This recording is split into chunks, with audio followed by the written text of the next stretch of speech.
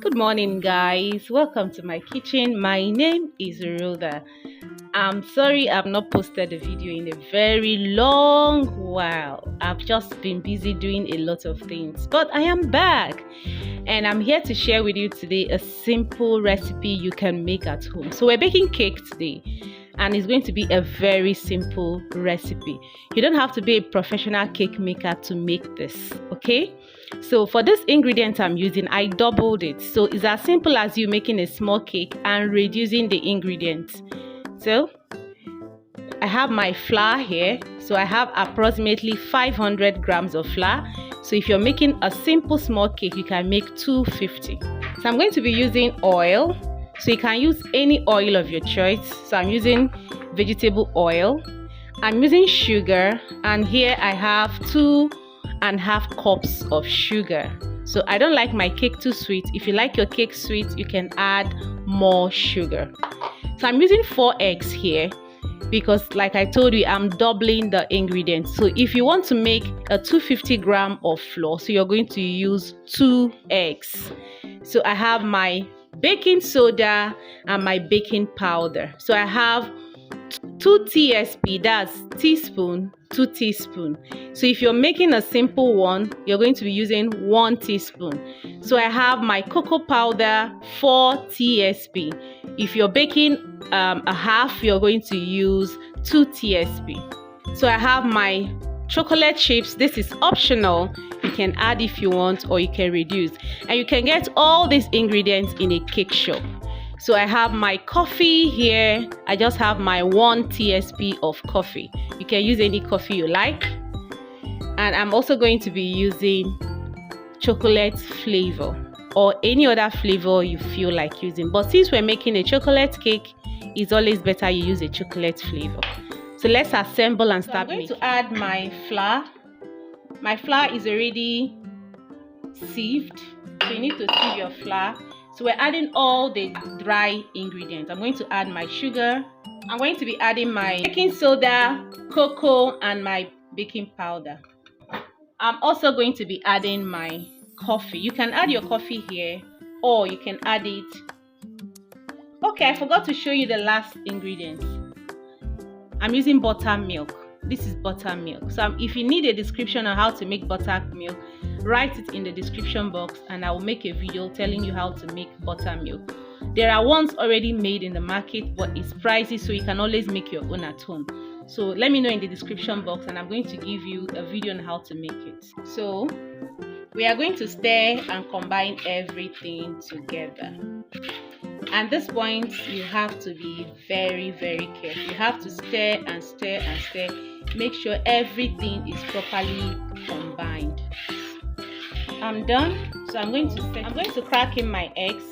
The professional way of cracking in eggs is crack in a different bowl, then pour in. This is to avoid cracking in bad eggs or the skin of egg into what you are doing. So just whisk a little bit. I'm going to be adding my buttermilk.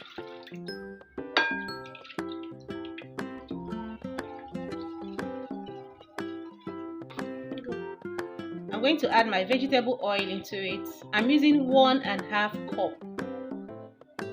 Chocolate flavor, I'm going to be using 2 tsp. And you're going to whisk. And I must confess, it's chocolating here. So I'm going to pour everything into it. And this is where the hard work starts. You're going to stir.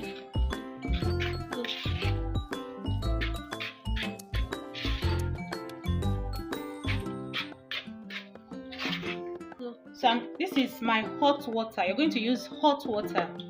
And I'm going to be adding my chocolate chips inside. This is just for me to dissolve it and add it into my batter.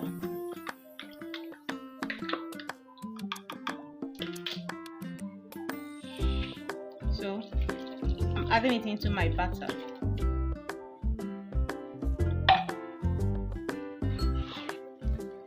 And we are going to stir properly here.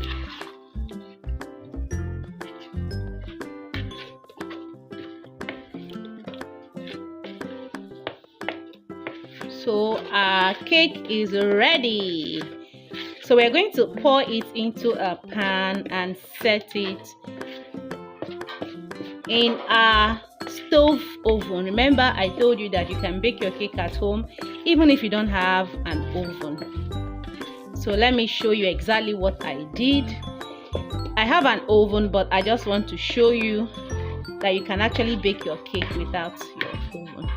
Did you see how creamy it's looking? So this is actually what you want. So this is my pot on the fire. So you can see there's sand. Then you put your newspaper on it. You're going to cover it and give it like 10 to 15 minutes on a high heat so that it gets hot before you put your pan into it. It must be hot before you put your pan into it. I've poured it. I'm sorry I couldn't show you where I poured it. So I transferred it. Just tap a little to make it sit properly. And you are going, first of all, you're going to grease your pan. You're going to apply butter, then apply flour so that when your cake is baked, you flip it over. It's going to come out without sticking to your pan. So now is to bake. You're going to bake. When you're baking, you are going to close your pot tightly. Make sure you don't check your pot till after 40 minutes. After 40 minutes, you are going to start checking your pot to make sure to see if it's ready or not. So, but don't open your pot when you put it in the first 30 minutes. And you're going to be baking on a low heat. Remember, sand is not like an oven that you can regulate. So when the sand is hot, it's just hot. It keeps getting hotter and hotter and hotter. So when you're baking on sand, you reduce your flame, okay, but not so low. Reduce it enough to make sure that your cake is being baked. So I hope you understand. I've said a lot of things, but I hope you understand. So I'll show you. So mine is hot now, so I'm putting it inside. I have another one I made in a very smaller cup.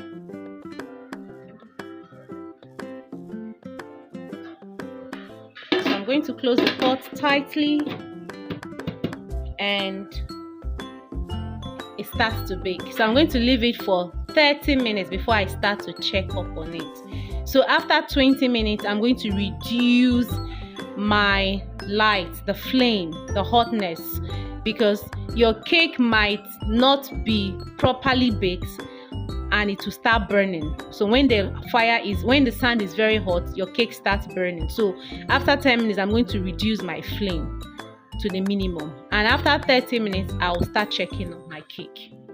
So see you in 30 minutes. This is 1 hour later. Now, how do you know the cake is baked? When you start perceiving it, or when you dip and it comes out clean. So you see it has a little particles, which means it's almost baked. So the middle here is remaining, but the sides are all baked. So this is exactly what happens to your stove cake. So when you notice it like this, so it doesn't burn, you reduce your flame.